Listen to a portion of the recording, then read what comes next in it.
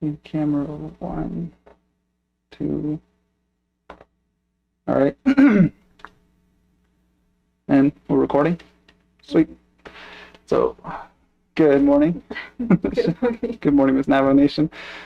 First off, I want to say thank you for myself. I honestly don't, I never saw myself actually speaking to people, but even speaking to Miss Navajo, that's on a whole nother level for me. But I guess first off, tell me about yourself. Who is Shaandiin Parrish? Well, thank you for coming all the way to our office here in Window Rock, Arizona. It is such a long drive, and I just, who would have thought that it would be in the middle of a pandemic? As our viewers, I don't know if you can see, we do have plexiglass here and a bunch of sanitizing, different chemicals out here to sanitize our foods. But yeah, it's shik ado shidina shik kia ani adona and shlingo do bashishchin. Skoda cheatney ada shiche, skabaha ada shanella. Aquad al stan nishlan ado she Shaandiin Parrish inishia. Twitter nesh and dan nasha. Natas on dan do danahotu dan chishike. Ado shamado shije a Shelly Parrish do TJ bigi Belfeja a nake shideja do shatilla homo. Shamasana a Wanda Small Canyon William Adol Shache a Paul Parrish William and Chanel Hastine a Bill Bigay William Adol Chanel Assan a Pauline Johnson Bigay William and She Navajo Butch Ekent Nishla. My name is Shaandiin Parrish, and I'm the current reigning Miss Navajo Nation. I have been Miss Navajo Nation since 2019, and this year it's 2021. I am deeply honored to serve the Navajo people in this capacity. I believe greatly in public service, and I don't think that there's a better position than this one at this point in my life to serve the Navajo people. I am from Kayenta, Arizona. I graduated from Monument Valley High School. I was a Gates Millennium Scholar, and that provided me the opportunity to go to college. And I decided to go to Arizona State University, where my first major was elementary education, and my concentration was in bilingual education. So what I wanted to do with that degree was to come back to the Western Agency to open an immersion school, because on the Western Agency of the Navajo Nation, there are no immersion schools that are fully dedicated to teaching in Navajo and English. But during my third year at the university director asked me to intern at a school in Phoenix in a Spanish and English speaking classroom, and I didn't know how to speak Spanish, and I didn't understand how they wanted me to teach in a bilingual education classroom when I didn't even speak the language. So I put my foot down and I said, I'm going to learn policy to change these procedures so that in the future our Navajo language teachers have an easier route to take to learn about the pedagogy needed to teach in two languages. So I switched my major to public policy, and then I switched my major to political science. I felt that my fit was better in political science because it allowed me to see both the political side and the policy side. Those are two very different fields of education, and that decision came about because I was an intern at the Arizona State Senate for 3 years, and I was given the opportunity to watch our leaders in Arizona, such as Senator Carlisle Begay to present-day Senator Jamasita Peshlakai, and how our leaders at the Arizona State Senate worked together with the House of Representatives and the Governor of Arizona, and also with our tribal leadership. During this time, I was also Miss Indian Arizona, and with on top of my education and my internship, I was also the ambassador for all 22 tribes of Arizona. This allowed me to see all tribal governments. I made it my mission to visit all 22 tribal nations in the state of Arizona, and I am very proud to say that I have been to all parts of Arizona from the very bottom in Nogales in the Cocopah Reservation, all the way up here, home on the Navajo Nation, down to the depths of the Havasupai Reservation, and all across Arizona. And that really opened my eyes to appreciate the Navajo Nation government, and ultimately that experience has really laid a very strong foundation for my time as Miss Navajo Nation. So that's a little bit about my background, my education, my experience. After I graduated from Arizona State University, I was appointed by the Arizona State Treasurer to be her public information officer. And at the time when she took oath, I was the only and youngest Native American appointee by any executive office in the state of Arizona. So I was very honored to have worked with Arizona Treasurer Kimberly Yee, and I continue my relationship with her now as Miss Navajo Nation and continue to support her financial literacy and financial education efforts here on the Navajo Nation. So that's a little bit about my background, where I grew up, and where I am now. Wow. That's amazing. Had no idea you were so the traveling that you did growing up. You said you grew up in Kienta? Mm-hmm. Okay. So you grew up in Kienta. When you went to school in ASU, even just the going across the state, for me, college was a culture shock. Can I imagine Mm-hmm. like what you went through going to your first year? Did you only attend ASU your all 4 years, or Mm-hmm. how? Yeah.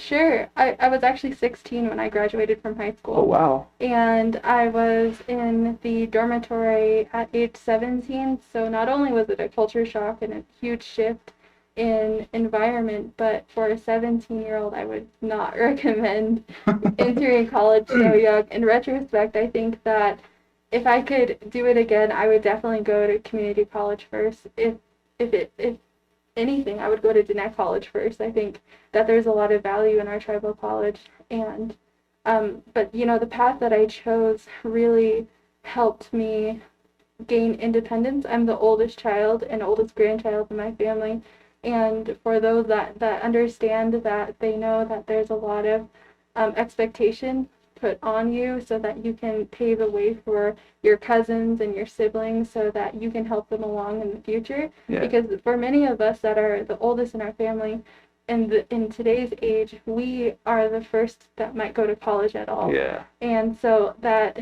is, such a great responsibility to have. So when I was 16, 17, I decided to go to ASU because it was such an abrupt decision to graduate from high school early.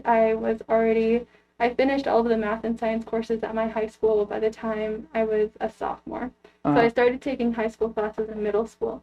That's what really pushed me ahead. I actually wanted to go into aeronautical engineering. Yeah. But the university felt that I should take some prerequisite classes because here, public schools on the reservation, you aren't given a lot of opportunities to take AP classes or IB classes. Yeah. So the university wanted me to catch up and take that first year, but I was really eager to start a career, so I chose my second major and made the most of that opportunity until it changed. And I guess the culture shock wasn't so apparent because every summer from my 5th grade year, I went to colleges during the summer to do summer enrichment programs from Wow. a week-long program to four weeks. So I was really familiar with ASU.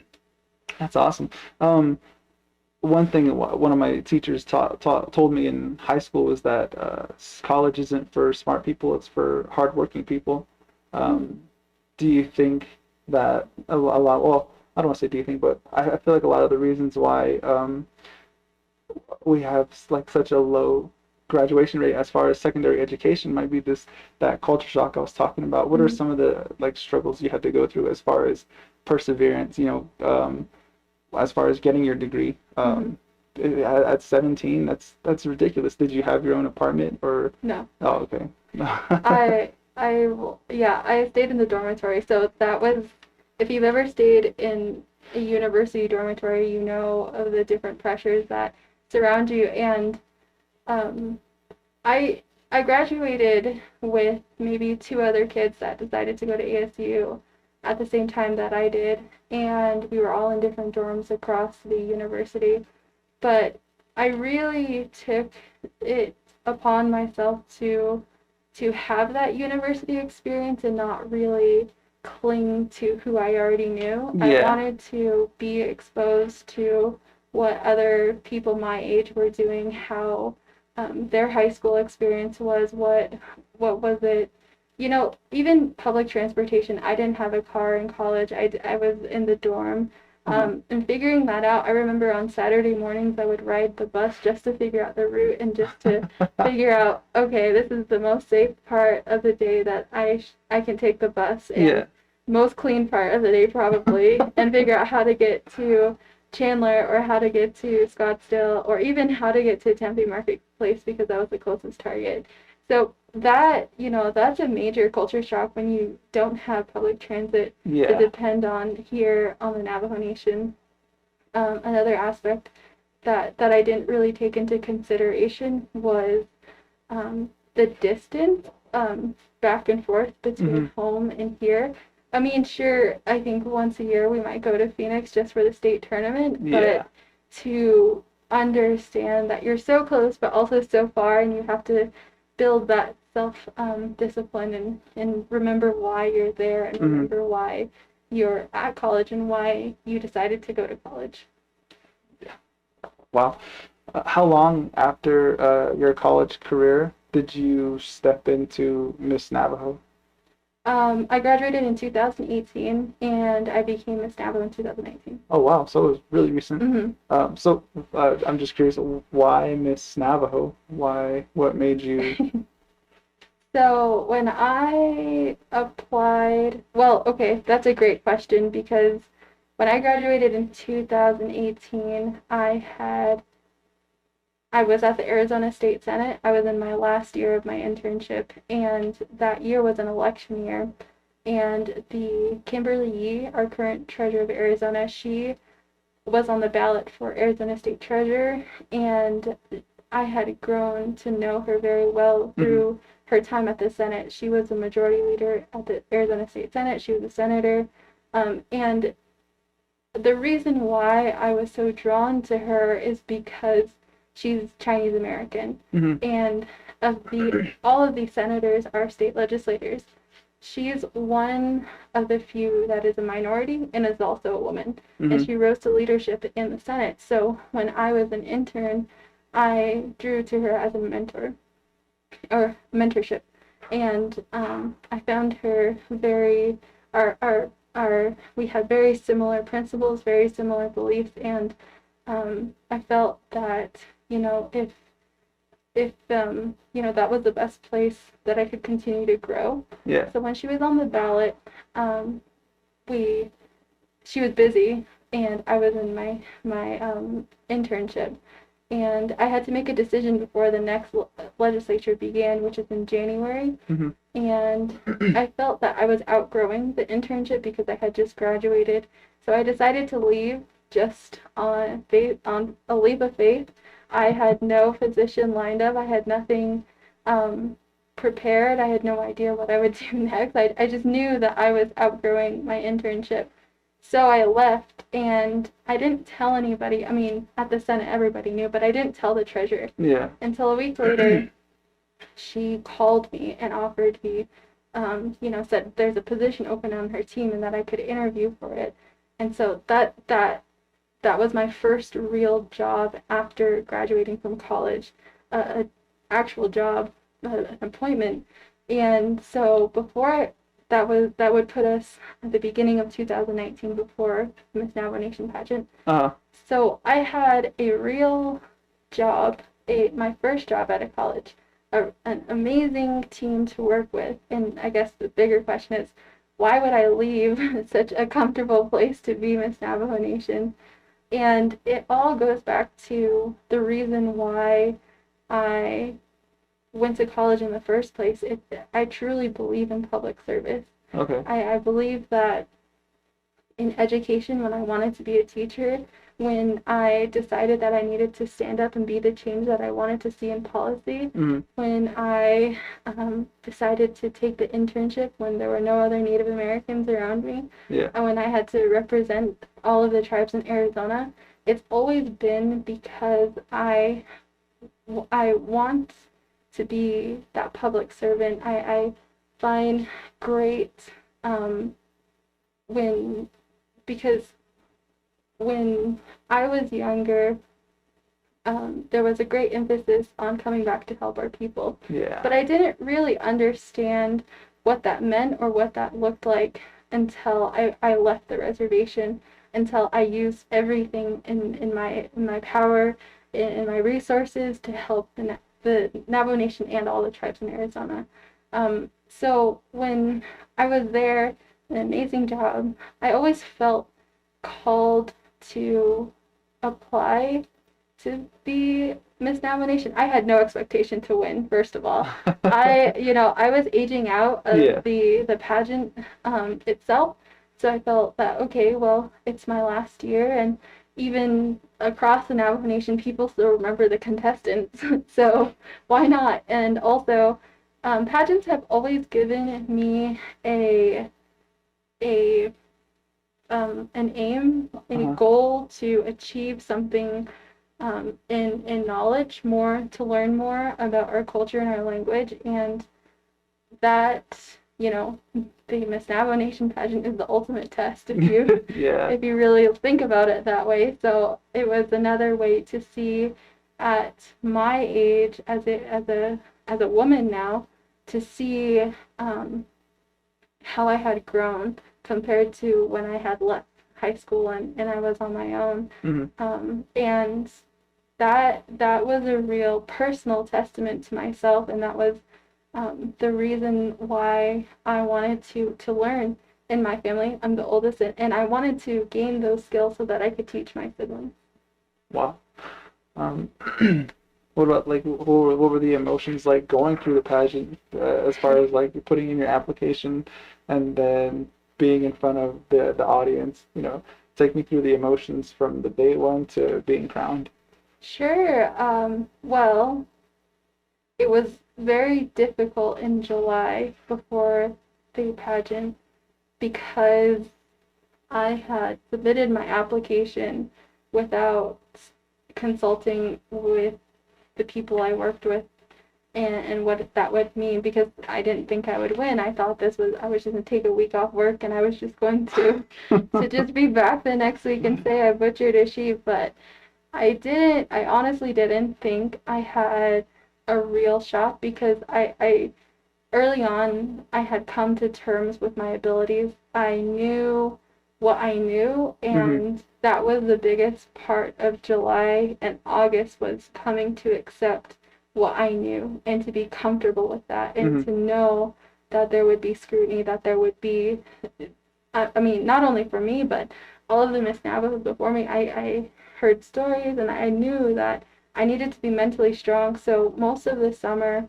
besides refining my skills with butchering and cleaning the meat and all that, it was also about becoming mentally aware of who I was, and to accept me for who I am. I think that was the biggest point of growth for myself as an adult, as a human, really. And so after I really came to accepting that, that's when I knew, okay, well, now you know what you are capable of, and that's going to be good enough, because I already came to terms with that. So it was a lot of mental work in the very beginning, a lot of praying. I prayed daily. I exercised. As I exercised, I would run and pray, because when I was living in Phoenix, and I knew that the elevation was different here, and butchering at this elevation compared to where I was, I would need to improve my stamina. I also have asthma, so just trying to like, you have to completely change your whole mindset, your body, the way that you're preparing for this pageant. It does change your life, and I'm very grateful that I took that summer to completely prepare for this position as it now has prepared me for the pandemic and for the unprecedented circumstances that we're in right now. Yeah. But that really helped me through the pageant. It helped me. I was not nervous because I took that time to really find myself. My first day, and a lot of the pictures from the butchering, you'll see that I'm smiling because I was so excited to be there. I was so excited to finally participate in the Miss Navajo Nation butchering contest. If I didn't win, I just wanted to be best butcher. So in a lot of the photos you see about that day, I'm smiling because I was just so excited to be there. Yeah. And even the the whole crowd and the former Miss Navajos and all the things that you could hear being yelled at you, I was still smiling because I was just so excited. I had waited 10 years to finally be there, and I was very excited to be there. And so that day required a lot of physical stamina. And in the afternoon, when the other contestant was taken to the hospital, I felt even more pressure, not in a sense of it being overwhelming, I guess. It wasn't a pressure as if it was not manageable. It was a pressure of the nation because all of the eyes were on me, how I could, even though it was a simple task of grilling some liver and fat and making bread, even though that was the task, I could feel everyone that was there looking at me and seeing, okay, she's the only one here, she's the only one that's competing at this point, then it just felt like the weight of the nation on me. Yeah. Metaphorically, but Yeah. Yeah. That was almost like literally all eyes were on you. I used to work in a school, and one thing I've noticed with our youth is the lack of confidence. And hearing what you said, it stuck out to me. You were content with what you knew at this point, so you felt like challenging yourself, right? Mm-hmm. I think, confidence is one thing that it's one of those underlying plagues that affect our nation, especially with our youth. Mm-hmm. I think part of it has to do with the culture that we grew up in. Mm-hmm. We have some pretty strict parents, and like culturally speaking, where the Navajo Nation is it's stern in most parts. But going back to the confidence aspect, were you afraid of criticism? And then did you receive any criticism during or after your the, the main event? Mm-hmm. Sure. Well, that is, I see what you mean. I see what you're hitting on because I was 26 when I ran. No, I'm 26 now. I was 24 when I ran for the pageant, and I had never felt comfortable in my own skin until that point. I had never felt okay with what I lacked, and also felt okay with what I knew. I always felt that there was something more that was expected of me. And I mean, still today, it's healthy to have that motivation to continue to move forward, but I had never felt, I guess, adequate. And I had been, as we mentioned before, I graduated when I was 16, so I was such a high achiever, and I had never really come to terms with my downfalls or the things that I struggled with until that point, because I knew that during the pageant it would just be all out there. Yeah. Everything, you're vulnerable, everything that you know is there, everything that you look like, it's all laid out there, and it's one of the most vulnerable times in anyone's life, is that pageant, because the Miss Navajo Nation pageant really tests a woman's ability to be mentally strong, to be physically strong, to be spiritually strong, to be knowledgeable, to know a lot, and it tests you as a Navajo woman. so that preparing for that helped for the criticism. I didn't have my phone the entire week. The whole pageant committee, we don't have phones, and Hmm.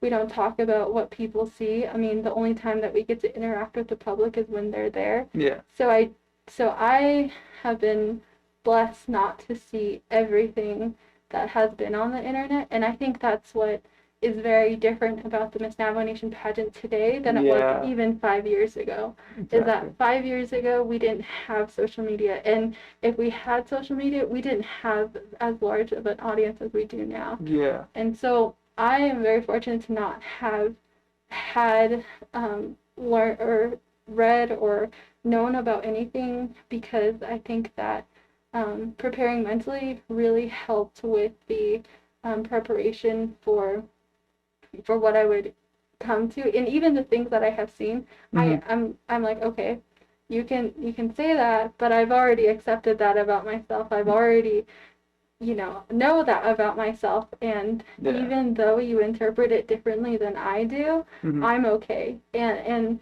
that comes with a lot of mental health, um, kind of preparing for this whole situation, because as Miss Navo, everything's out there. And I just really hope and pray that anybody that would like to be in this position in the future would take that into consideration, because you do spend a lot of time by yourself. You live here in Window Rock by yourself. You have to learn how to cope with that criticism throughout the year, throughout your time as Miss Navajo Nation. Hmm. And even if you let that break you in the very beginning, then how are you going to continue throughout your year? So it's just a lot of maturity, and trying to really find yourself and represent yourself to the best that you can. Gotcha. So speaking of representation, you inherited, Miss Navajo Nation during unprecedented times. There's no rule book, there's no guidelines on how to handle a pandemic. As a woman who represents, or yeah, as a woman who represents our Navajo people and who's a role model to young women, how did you maintain, this confidence or this willingness to push through this pandemic, to maintain your mental capacity through a pandemic? Like I said, there's no guidelines, so you had to improvise. You couldn't look to the prior Miss Navos and how they conducted themselves in certain situations. You had this entirely new task in front of you, to represent the Navajo people as a role model for young women. How did you keep yourself, confident in a time like this? Well, the pandemic began in March of 2020, and I was actually in the room with the president and all of our executive directors when the Navajo Nation president decided to shut down the executive branch of the government, Mm-hmm. and to make those drastic changes. Nobody had ever seen or heard anything like that in recent history, Yeah. and to be in the room with our leaders really gave me a a strong sense of serving alongside our leaders. And it was actually I was in a prior meeting with President Nez and First Lady when he asked me to follow him to the meeting, and that's when I knew that he was going to he had always seen me as a part of that group. Mm-hmm. And throughout even the beginning part of my term as Miss Navajo Nation, he had always offered that support to the Office of Miss Navajo Nation. And I don't know, I can't speak on prior Miss Navajos and their relationships with the president, but the Office of Miss Navajo Nation is under the president's office, so having the support of the president is key. Is Mm-hmm. very, very important to my work and to the work of the Office of Miss Navajo Nation. And and I guess that has always been my mindset. That has helped President Ez and Vice President Leiser have really laid that foundation and expectation for me to rise to those occasions and to represent in that way. Mm-hmm. And that has been a very unique relationship between our office and the president's office. And so when right after the pandemic, the shutdown happened, that put the Office of Miss Navajo Nation under that same category, but that put me at, okay, where am I gonna go? Yeah. I guess I could have taken admin leave just like everybody else, but you know, there was never a moment of hesitation when it came to this pandemic. I knew that I needed to help. I knew that I wanted to serve, that I wanted to be there for the Navajo people. So naturally, because nobody told me what to do, Yeah. I looked at how the Navajo Nation was tackling this issue, and we had the Navajo Nation Health Command Operations Center, and it was very new. FEMA had just came to the Navajo Nation and helped them draw out their operation, and it was at the Navajo Nation Health Department, and it was very brand new. They were just working on their organizational chart, but we were. It was 4 days before the first case, so it was the Saturday after the executive order was signed. So it was March 14th when I started working at the Health Command Operations Center as a public information officer. I offered my prior education, I offered my prior work experience to create graphics, to create messaging in Navajo and English for our people, because I knew that this virus was already spreading in New York City in December. Yeah. We were just watching it move across the nation at that point. We were just watching in the Health Operations Command Center. We were just watching all the states light up red. And so my first thought was about our elders. My first thought was about my own community in Navajo Mountain and how they don't have internet, they don't have electricity to see these live streams. How are we going to get printed material to them to make them aware of these situations? And as time progressed, you would know that our first deaths were from Navajo Mountain, from that western or Shanto area, the Western Agency. And I knew, even at the moment that we had shut down the executive branch, I knew it would hit rural communities on the Navajo Nation just like that. So my focus group of service has always been those communities, because that's how my grandparents live. They don't live with running water or electricity. And the only way that they would know news from Windrock is when I called them and they would tell their friends. So it was heartbreaking when the cases started to rise, because they started to rise from Chilchimbito / Kayenta, and that's my hometown, that's my home community, and it was very difficult to watch those cases rise, because I was actually supposed to go to Kayenta Health Center the week before they found the positive case, because I was supposed to go to Taiwan, and that got canceled, and I didn't have to go to the healthcare center. And when it was detected there, the hospital itself didn't know how to contain the patients, and so at the time it was so new, there was no protocol yet, and to really maintain that was I'm sure it caused a lot of spreading, and then we that's how we're at where we are today.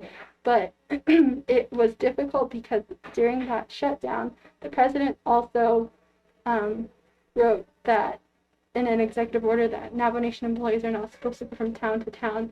So for me, I don't really have a time where I'm not a Navajo Nation employee. I'm always a Navajo Nation employee. So that applied to me 24/7. So I couldn't go home. I couldn't go to Kayenta. I couldn't go to go get the PPEs I needed. I couldn't do those things, and so what I did was do what you can right now with what you have. And that was offering my help and assistance to the Navajo Nation Health Command Operations Center as a public information officer. So that lasted a week or so until they could establish themselves with some proper public information officers, and then that put me back at home in sheltering in place, and I couldn't just sit there. My grandma had left her sewing machine at my apartment, so I started making homemade masks. And so every single day it's always with the mindset, okay, these are the most vulnerable populations, and how are you going to serve them? And how can I use the resources that I have today to meet those needs? So every day is different, but that's how it was in the very beginning. As time progressed, the president's office was doing distributions, and I asked if I could help, and they allowed me to help, and so that's what I did most of the summer. Throughout the fall, we did turkey distributions to families, and now we're in the vaccination phase of the pandemic, and we're encouraging those that would like to get vaccinated because we have the resources now. Mm-hmm. I can't imagine. So your role, to summarize, I mean, you wear many hats, but to summarize, your role is a lot about representation, right? And I can't imagine, having a woman who is meant to represent and meant to be in the public to be told to sit back because it's too dangerous. You were told basically to shelter in place, right? Government employees couldn't travel, and I just can't imagine having to sit back and just, for the most part, where we were all in shock, all not knowing what to do. You were just basically told to wait and see, right? Well, all of the Navajo Nation employees Well, yeah, were yeah. told that, and nobody directly said this is what you should do or what you shouldn't do. Mm-hmm. I was just following the policies just Yeah. like everybody else. Yeah. And so I was using also as a public information officer after I left, I used the Office of Miss Navajo Nation to push or to share the accurate information, because there was a lot of inaccurate information that was going around too. Mm-hmm. And so using that time to be at home, it did take a negative mental toll on me. Yeah. And watching all of the cases rise in Kayenta, and that was very, very difficult. That's where I grew up. That's my home. Mm-hmm.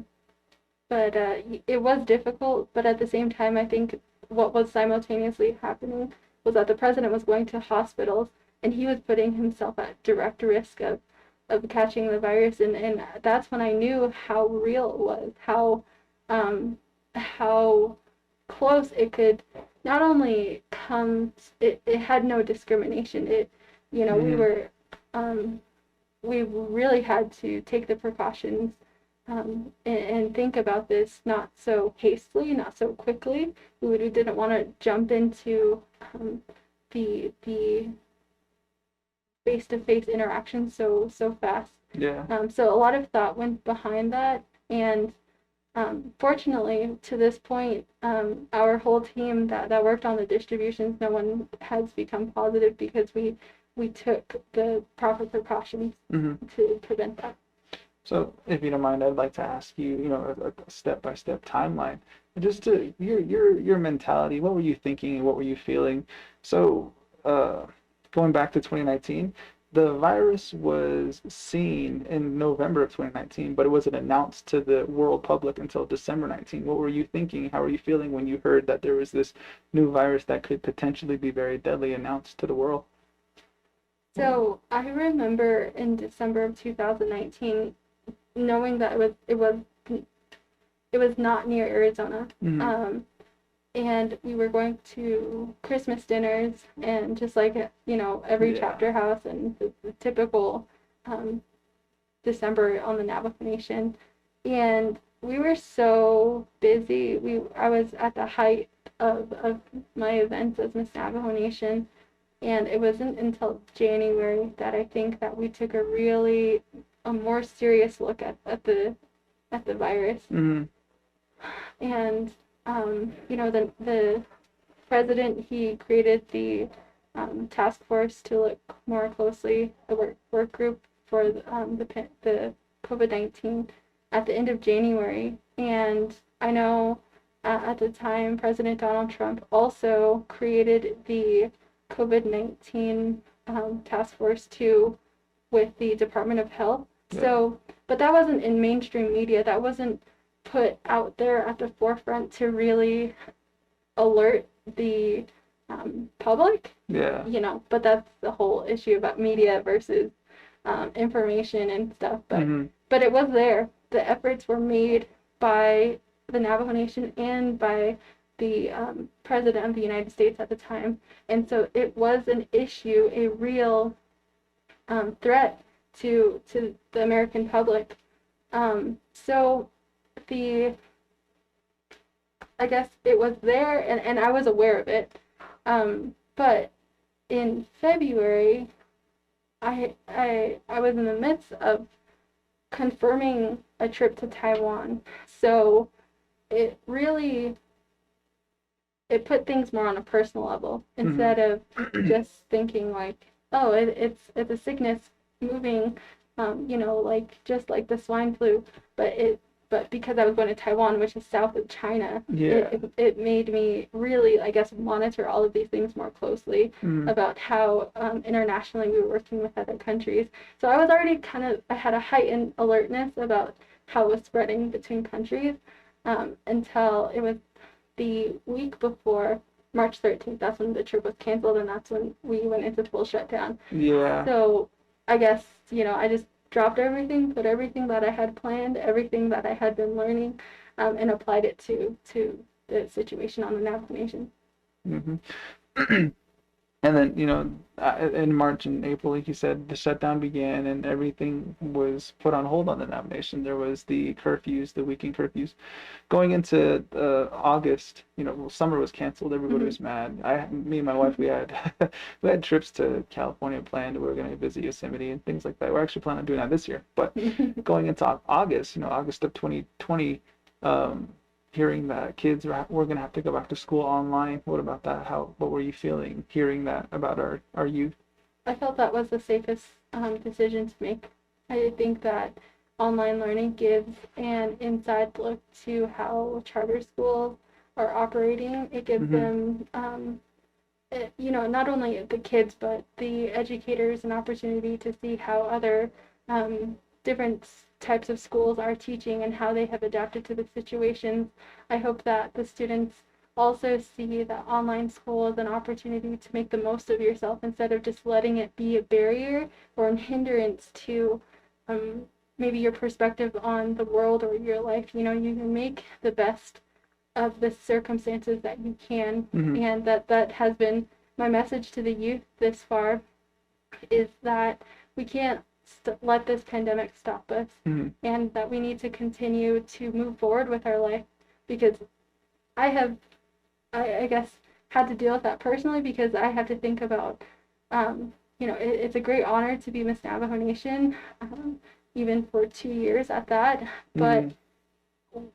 these 2 years have also um, arguably taken the best years of my 20s. Yeah. They people my age are going to law school. That was my next step in my education, and um, I have to encourage our youth that we can't let this pandemic stop us. We have to continue to move forward, and online education gives everyone on the Navajo Nation, from K through 12, a greater perspective of the possibilities that you can achieve while Mm-hmm. you're going to school online. I think one major thing I noticed with online education is it really not in online education but online in general. It showed it brought to light a lot of the flaws we have Mm-hmm. in our school system and the infrastructure of the Navajo Nation. We showed the world and we showed everybody these rural communities how Mm-hmm. much they struggle because one of the things that Shanto did was um, Shantos is this isolated school, Mm-hmm. and they have kids coming from White Post, Mm-hmm. like up and down mountain, especially Mm-hmm. out these areas where there's no internet connection. There's Mm-hmm. hardly any cell phone Yeah. connection.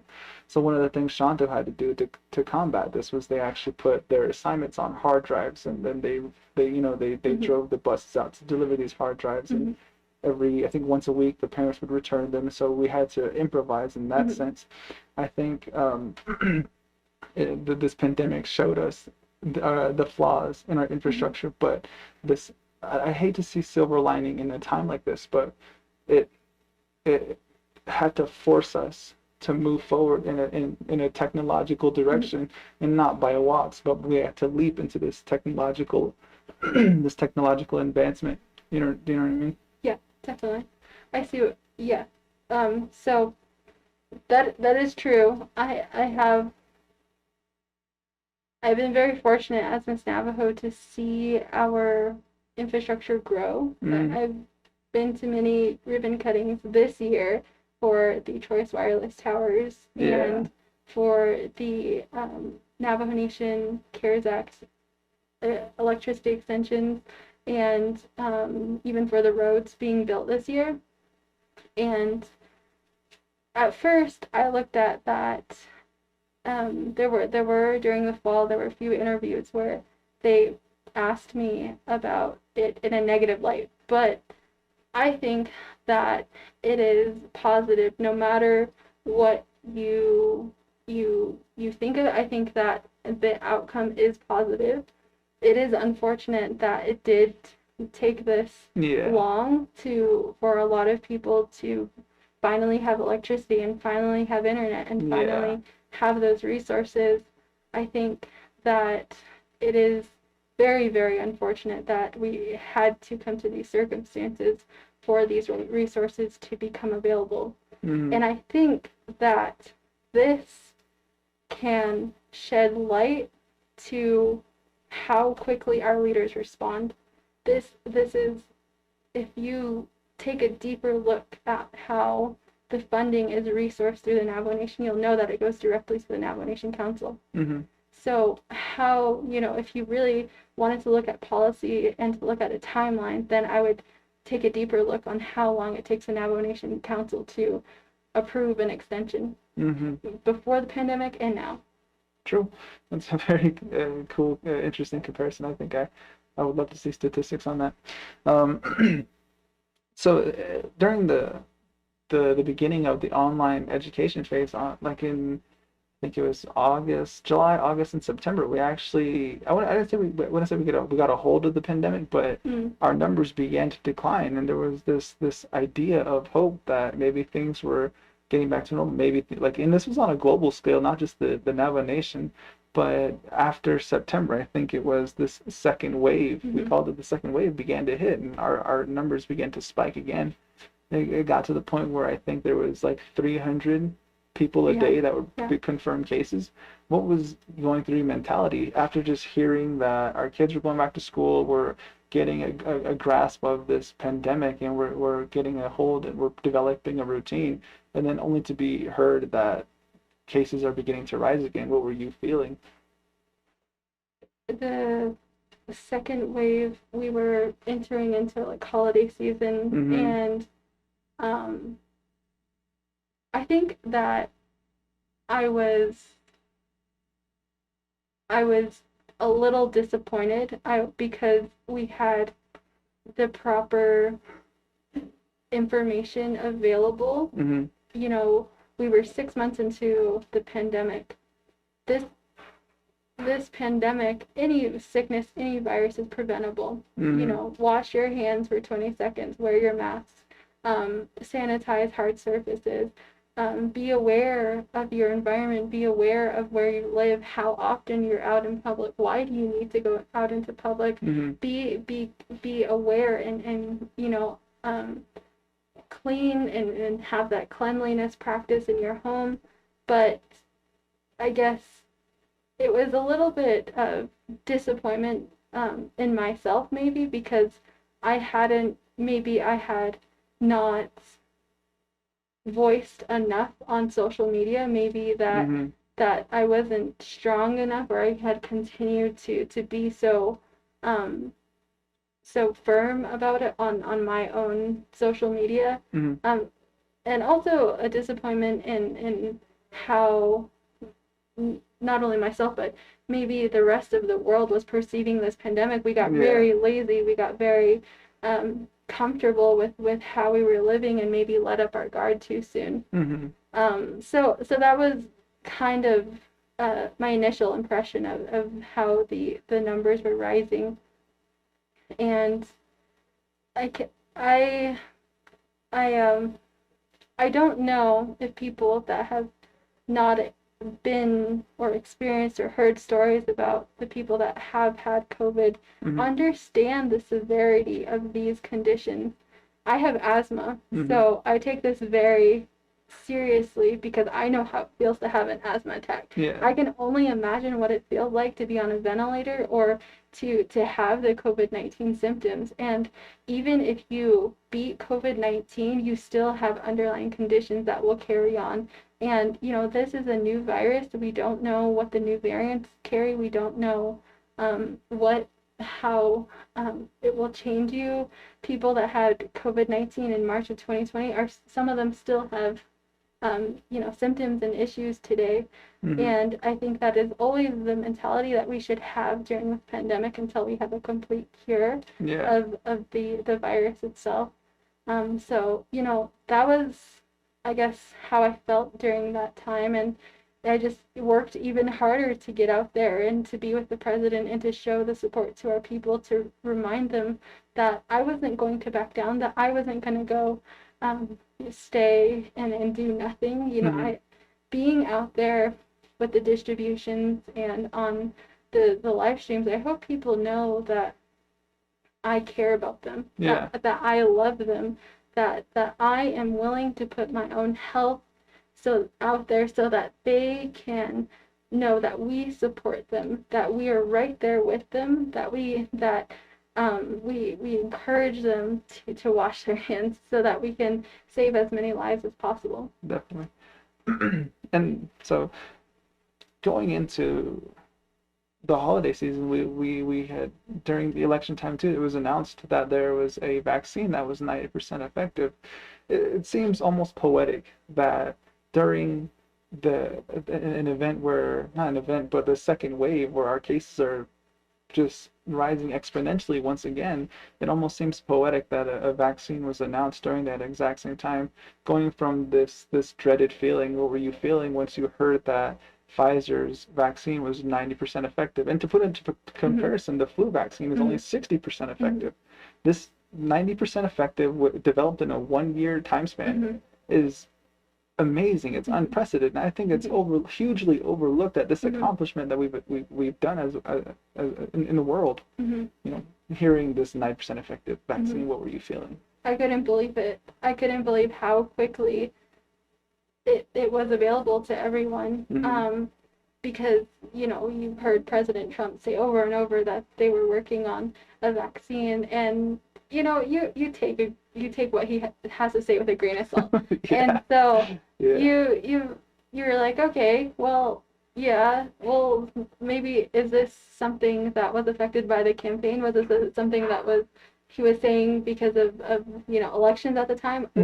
We couldn't really tell at the time. Yeah. And when the vaccine did come out, that was amazing. That was unreal. I couldn't believe how quickly it was being distributed. And what I think was a testament not only to myself but to Americans across the country was when Dr. Piachi received his vaccine, and when more leaders started to receive their vaccine. And that's when I knew that when it came available to the Navajo Nation, that I would share my experience with the vaccine. But I guess what even created a greater catalyst was when I saw the vaccines for myself come to the Navajo Nation for the first time. Yeah. That was crazy. That made me even more hopeful because, like everyone across the Navajo Nation, I'm sure everyone knows somebody that has passed away from the virus. Yeah. And Western Agency has lost so many lives from the very beginning. And but that vaccine, I cried when I saw the head of respiratory at Chinle Hospital receive his vaccine, because the head of respiratory, his job is to provide respiratory therapy for all of the COVID-19 patients, and that was unreal. That was, well, yeah, you kind of answered my next question. I wanted going into January and February, February we announced that up to between 40 and 60% of all the elderly on the Navajo Nation were vaccinated. I don't know what the statistics are on everybody else, but just hearing that our elderly are the majority that were vaccinated, and at 60%, that's amazing. What were you feeling hearing just those numbers to begin with? I felt relief, but I also felt afraid because I also had read the data about how vaccines affected those over 80, and those over 80 they hold the most wealth from the Navajo Nation. They hold the most knowledge on the Navajo Nation. So I felt a little apprehensive, but after I work a lot with nursing homes, and after I visited with them. I don't visit with the residents, but I visit with the CEOs Hmm. and talking with their nurses and talking with them about how they have adapted to the vaccine. It gave me hope. It gave Yeah. me a greater comfort in knowing that this was a vaccine that could not only help our elders, but those um, everyone across the Navajo Nation. Hmm. And then more recently, I think a week or two ago, President Nez announced that we're going from the red zone to the orange zone. This is amazing news. Mm-hmm.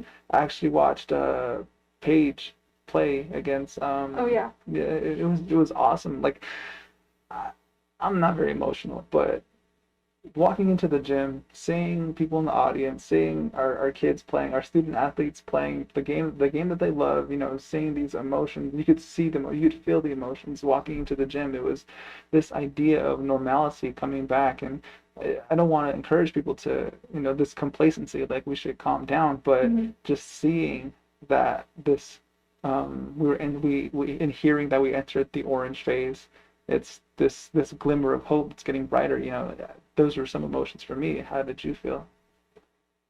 When typically I'll keep up to date beforehand of maybe the president's discussions on what the next executive order might be. Hmm. But this orange status came out of the blue for me. I Really? had no idea that it was coming.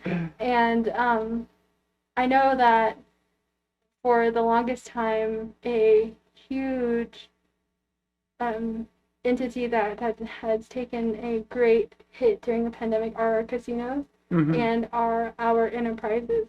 Yeah. And that has really inspired my next step after Miss Navajo Nation. But that really has, you might be doing well with one part of the Navajo Nation's needs, but there's always another part that is suffering, and that Yeah. economic development part was suffering for our people.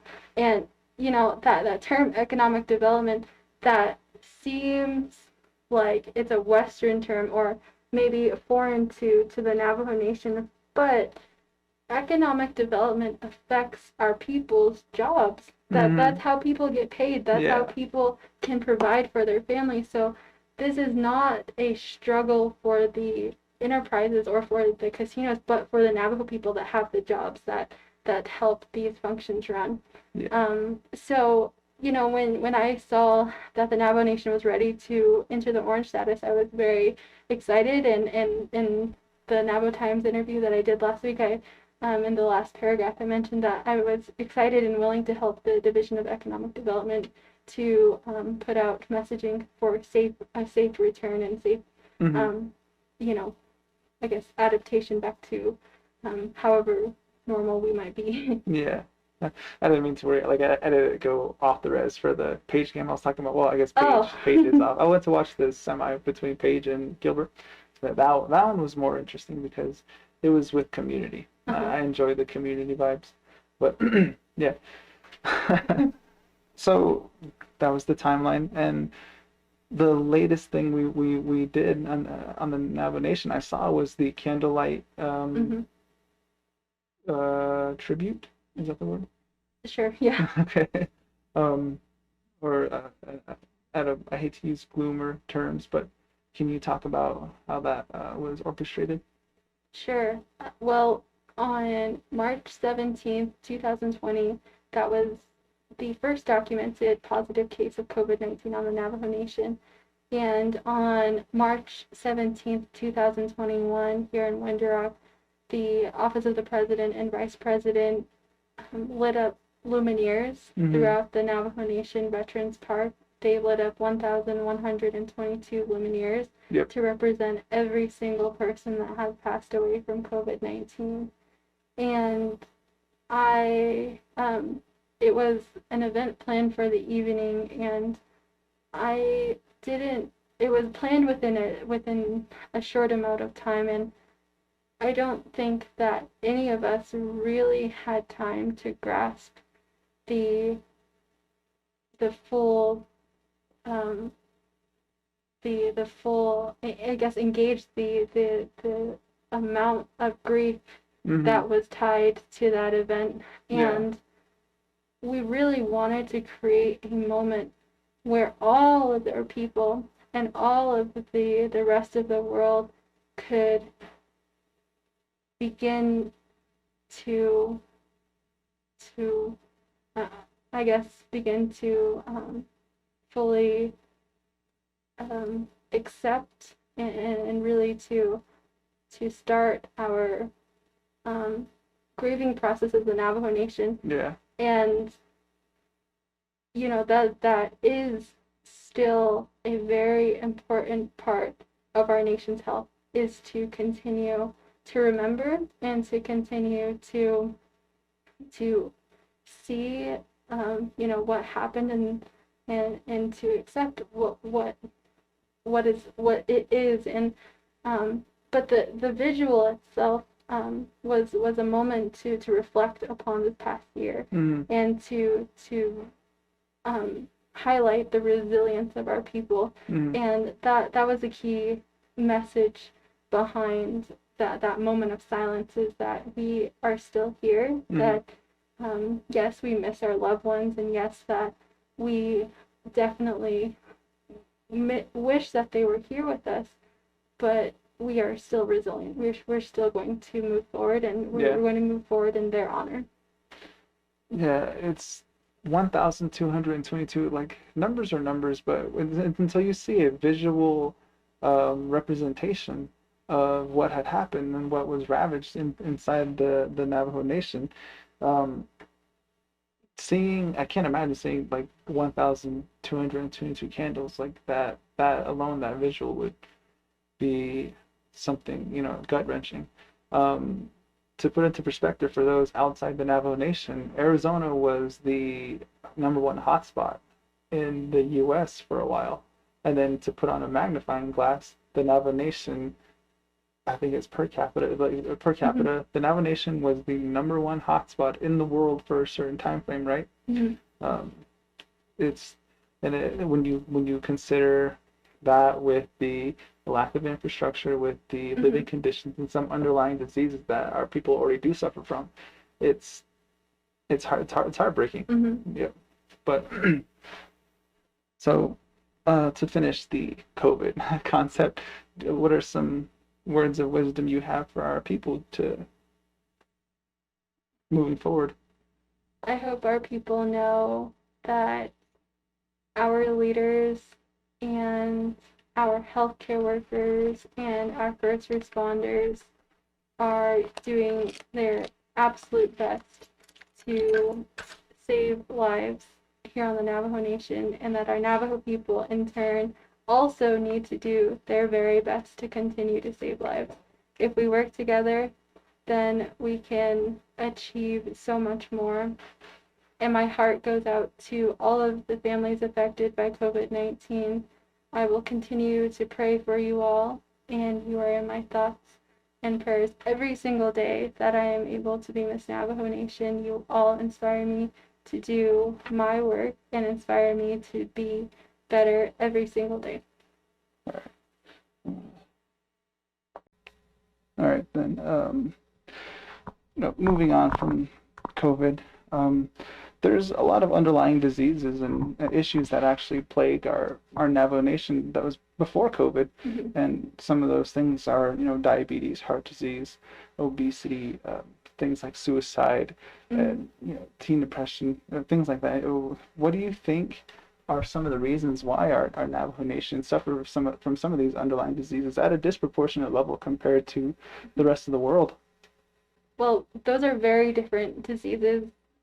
Some diseases affect you physically, some diseases affect you mentally, but the underlying issue that does affect all of these diseases is the poverty level here on the Navajo Nation. And that is something I think that can be quoted in research or in documentation as just a blanket to cover everything, but when you really look into how poverty affects the Navajo Nation, you can see how if you don't have electricity, you don't have a refrigerator. If you don't have a refrigerator, you don't have a place to put fresh vegetables and fresh produce and Mm-hmm. fresh meat. You don't even have the option to keep fish, because if you keep fish in an ice chest, you can only use it that day. Yeah. And if you look at how far you have to drive to grocery stores, our people are not going to the grocery store every single day just to No. get fresh produce, or just to mix their diet up to have a variety between beef and mutton and pork and fish. Yeah. You know, our bashes here on the Navajo Nation, we don't have fresh salmon. I have never seen in our deli fresh salmon or fresh fish, and those are the more lean proteins that we need in our diets. And when we have so many more fast food restaurants than we do have grocery stores, I think that is the biggest statement of our health physically on the Navajo Nation. It's more convenient to go to a fast food place than to cook, or to Yeah. drive an hour just to go to a grocery store. Mentally, on the Navajo Nation, I know that if you have burdens, you know, financial burdens, family relationship burdens, or you might have education or school or work burdens that are on your life, then isn't it easier not to work? Isn't it easier not to care about those situations? And in turn, that's a negative influence on your mental health. And so again, these burdens and these diseases are very much tied to the poverty level here on the Navajo Nation. Mm-hmm. I think you touched on it earlier about COVID and how we actually got electricity to a lot of these rural areas. This could be a benefit to it, like you mentioned. I never thought about that, about how the lack of electricity provides a lack of storage for a lot of these families. What do you and then to put in perspective for people off the reservation, the Navajo Nation only has, is it 6 grocery stores? 8. 8 grocery stores. And the Navajo Nation is as large as the state of West Virginia, right? So try to imagine only 8 grocery stores in the state of West Virginia. People are, like you said, they're not going to travel to get fresh food and vegetables. And a lot of times these prices are a little higher too, right? Because of the lack of competition. And most times people go off the reservation to get groceries. For me, I try to shop at small businesses as much as I can. I'll go to like even to a gas station to pick up fresh things and like that. Hold on. Okay. Do you think, or what are some things that the Navajo Nation can do to help combat, say let's go with the physical things, like to combat heart disease, diabetes, and obesity, and those things we can control? I think at the end of the day, it's going to be an individual choice. At the end of the day, the government can't make you exercise. The government can't decide what you're going to have for lunch. Yeah. It has to be an individual decision.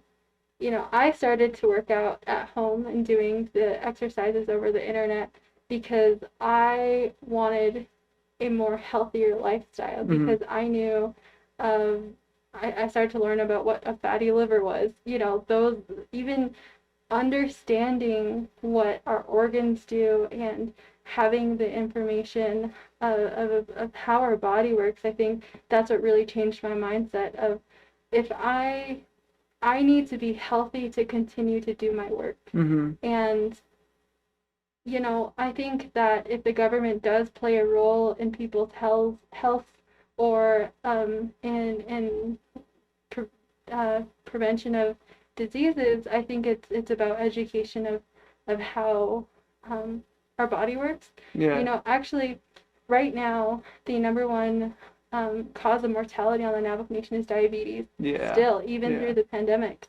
And you know, that's preventable. That is 100% preventable, and we have the resources that we need to prevent that. Yeah, and so I 100% agree with that. You know, especially during the beginning of the pandemic, people were very worried, and one of the things I was stressing was it's a scary disease, yes, but living a healthier lifestyle gives you that you know, one step advantage. And I'm not saying you shouldn't worry, but you have this hypothetical safety net You know what I mean? Or the reassurance, safety net's not the right word, reassurance. So what about more of the mental issues? So this is something that just branches and roots or spider webs into a whole mess of things. The mental the mentality of the Navajo Nation, suicide and depression is such a huge issue on the Navajo Nation. It's ridiculous. Um, it would be impossible for one session for us to talk about what the catalysts are, but can you give a quick summary of what are some quick things or um, some steps to take? Maybe it's just some signs to look out for your friends, for your family, or like it's hard to ask this question because, like I said, it's so far out. Sure, I agree. There are a lot of different subtopics that we could talk about when we talk about mental health and particularly suicide. There are especially during the pandemic, it has never been more real to me. I think that's true for a lot of people on the Navajo Nation because we're so isolated now with the stay-at-home order. Yeah. As humans, we are created to create relationships. We're created to naturally want to please other people and to have those relationships with other people. And when we are cut off from that and we're with ourselves for a long period of time, I can only imagine, well, not can I only imagine, but like that was my life last summer was just being by myself for all of the summer and working with the pandemic and all that. And that is a definite struggle that is real, and I want to validate that for our people that might be listening, that they aren't alone, that this is a real issue that you can continue to work through. And sometimes we might not have supportive individuals in our lives that would understand these issues fully. So again, reach out to your mental health organizations, not only here on the Navajo Nation. I know the Navajo Nation has a COVID-19 hotline. The Navajo Nation Behavioral Health also has a hotline. And all of the hospitals have a hotline. And if you are having very serious dark thoughts, then call 911, call the Navajo Nation Police Department, and they have very quick resources for those that might be in dire situations. And then one of the things in particular that sadly affects the Navajo Nation really is for women, domestic violence is such a huge issue. And there's instances in small pockets of domestic violence going towards men, but especially towards our women, it's a sad thing. Another thing to talk about. Following with domestic violence, excuse me, the whole with missing, murdered Indigenous women, that cause really took off, and it's amazing. It's a good thing that it did, but it's sad the circumstances that it took for these things to be brought to light. And it's a well-known fact that Native American women are disproportionately affected by going missing, or these these sad cases. It's a really touchy topic to talk about. I don't want to ask why do you think like such situations like domestic violence are so high, but can I get your perspective on it? Because again, like suicide, the domestic violence is another mess to dissect. Can I get your perspective on the sad, disproportionate effect that our women are affected by domestic violence? Well, when I was in high school, I don't think when you grow up on the Navajo Nation, when you are in public school, that you know about these statistics, that you know that these are things to look out for. I think when you're a child growing up on the Navajo Nation, you don't know that that is wrong, I guess. I didn't understand domestic violence, or I didn't understand all of these statistics until I went to college. And that was because in college, particularly at ASU, there are tons of Native Americans that come together and we discuss all these issues in different classes. Mm-hmm. And when I read the statistic of, I think 1 in 3 women will experience domestic violence in their life, and I would think, like, okay, how many women do I have in my family? How many stories do I not know that my mom or my grandma or my auntie, Yeah. that they have not talked about, that sitting in a room where 6 people, and so 2 of us have experienced domestic violence until I experienced domestic violence myself, with my brother. And it wasn't a partner, it wasn't someone older than me, it was my little brother. Mm-hmm. And those are situations that you never think would happen to you yourself. Yeah. And when they do, I think as a woman you have to decide, is this something I'm going to put up with, or is it something that I'm going to correct and never happen again? And I know that that is a very strong mentality to have, because as victims of domestic violence, it ranges from, you know, how violent the situation is, but again, these situations also could be very small, and Native women don't know that it's happening to them. Yeah. And you brought up a good point. When people think of domestic violence, they think of husband and wife, right? But or they think of like the physical abuse. So a lot of people don't know that a lot of domestic violence happens through mental and emotional abuse. A lot of this put down and things where they're kicking them out, and they have to. I've seen situations where women have had to, you know, leave at night where they're with their child, like they're walking, and it's a disgusting thing to see, and I can't imagine any of my relatives having to go through that. I think one of the things that it stems from realistically is the single motherhood rate that plagues the Navajo Nation. Also, we, as young individuals, we don't have the positive role models. When it comes to my son, I'm not teaching him. I'm not teaching him don't hit people. I'm teaching him to be a good individual, a good person. If teaching him to be a good person will branch out to not hitting. Right. You know what I mean? Right. And then setting the example for him, where when it comes to a disagreement between me and my wife, I'm super casual, like I'll talk to her like if I'm talking to you, and I tend to use logic. I want to teach my son like to think around a problem, and this is where this is what I'm getting to, is one of the huge problems on the Navajo Nation is this single motherhood rate or single parenthood rate, where our kids don't have these examples to look up to as far as treating people like human beings. Yeah, I agree. I was raised by a single mother, and so when my grandparents became my primary, they weren't technically my legal guardians, but I learned a lot of my fundamental morals from them, and they really raised me to be who I am today.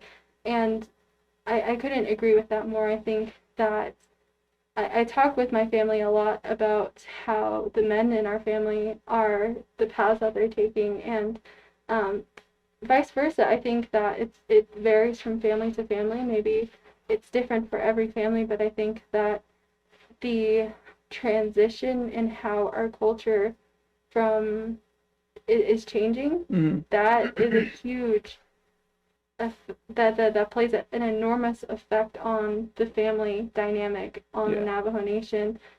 Before, 2 generations ago, men would stay home and provide for their families by cultivating the land or working around the house, and so the man was home. And this Western change in a dynamic in our family, it definitely has changed the way that Navajo families work together. And I'm sure, you know, on a deeper level, it probably gets more extensive than that, but that's just what I can perceive from how it's changed in my family, and how, you know, my great-grandparents, they lived their entire lives at home working off of the land, and so they had a family unit that was different than that of today.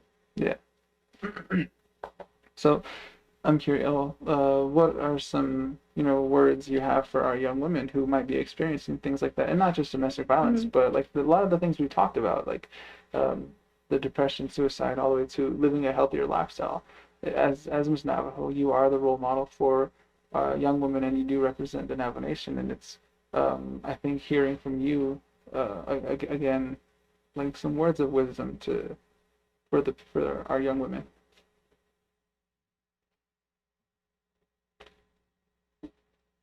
I care about you. I see you.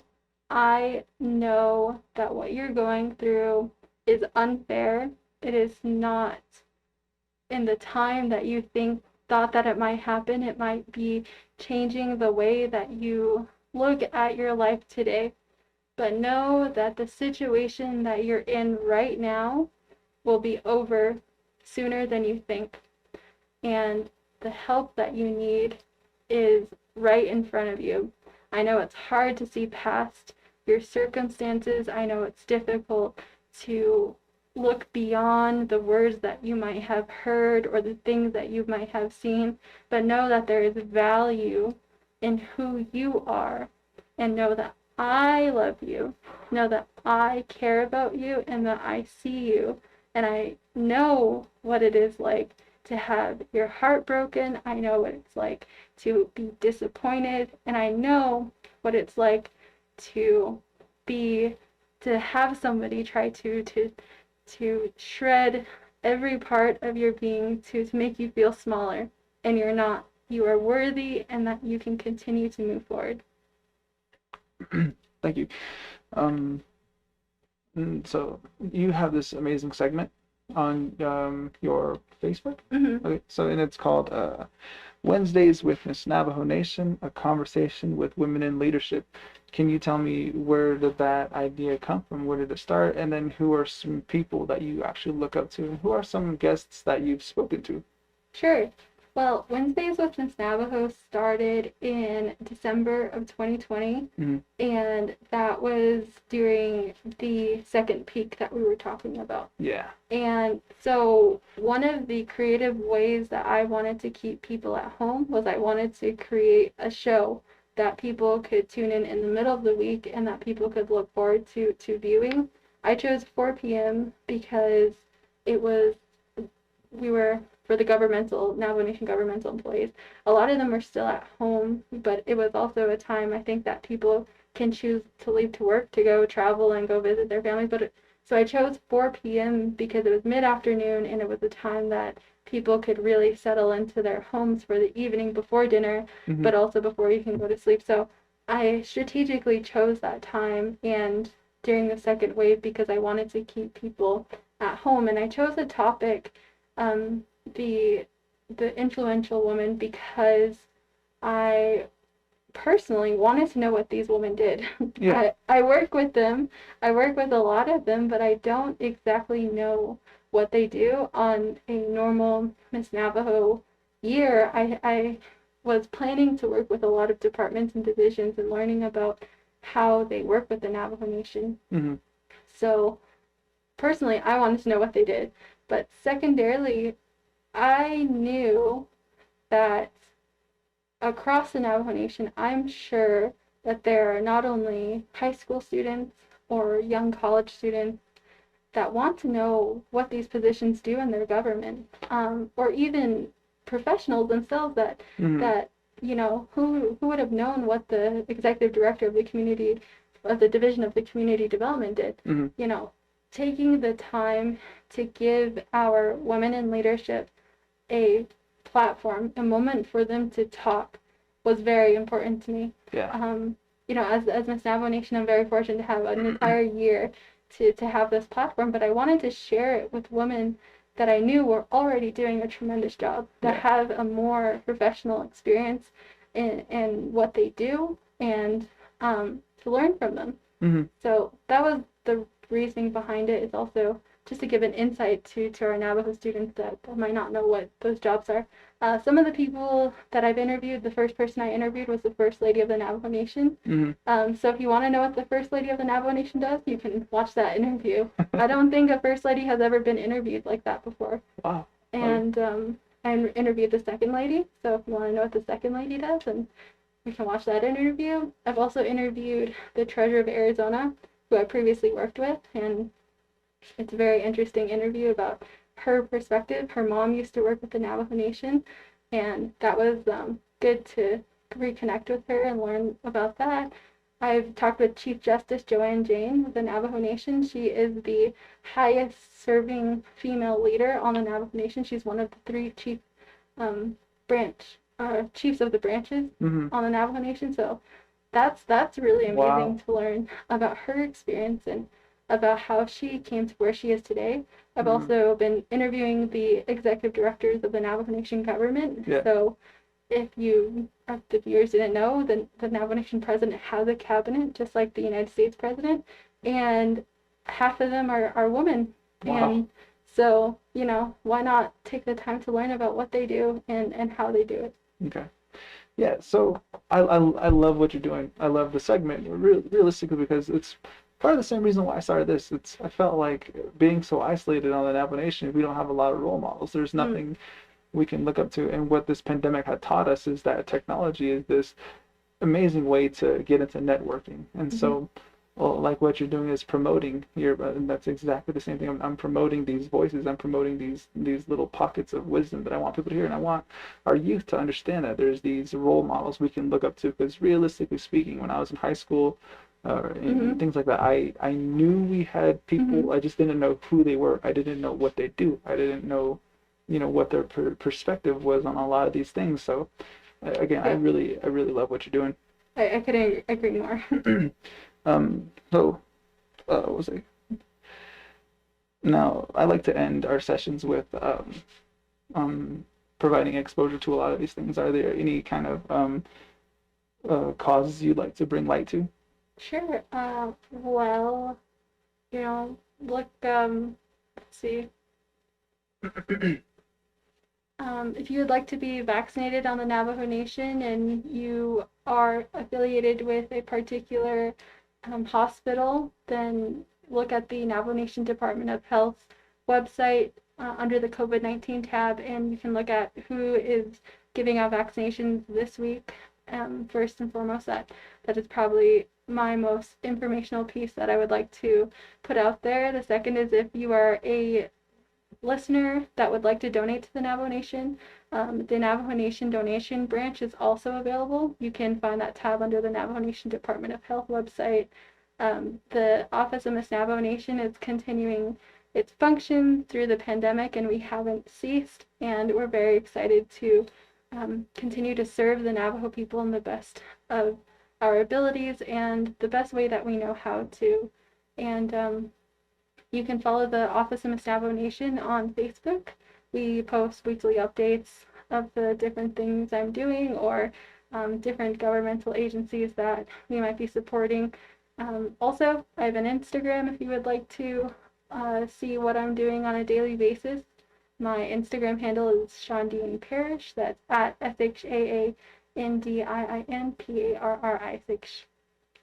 Sweet. And then one more time for the women. No. Wednesdays. What's it called? Wednesday is with Miss Navajo. Yep. And I'm gonna provide links for all these things. Okay. So for your Facebook, your Instagram, and then what's the link for the donation for the Navajo Nation? That's the Navajo Nation Department of Health website. So that's just, I believe it's in ndoh.org. Okay, I'll take a look at that. And Yeah. I'll add links to everything. All right, awesome. Thank you, Miss Shaandiin Parrish. I really appreciate having me here in your office, and I actually took you over the scheduled time, and I made you late for something, but I appreciate the sacrifice. It's really, it's honestly appreciated. Thank you. Thank you so much.